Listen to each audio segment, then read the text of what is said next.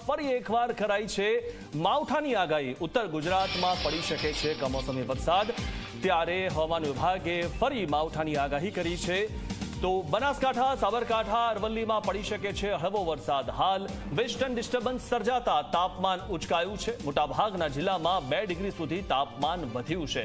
તો ફરી એકવાર જે માવઠું પડવાની આગાહી કરવામાં આવી છે। ઉલ્લેખનીય છે કે ખેડૂતોને સતત માવઠાનો માર પડી રહ્યો છે।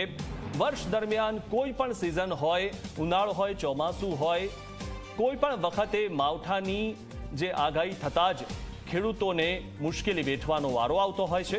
તો હાલ વેસ્ટર્ન ડિસ્ટર્બન્સ સર્જાતા તાપમાન ઉચકાયું છે અને શિયાળામાં પણ હવે વરસાદી માહોલ સર્જાયો છે।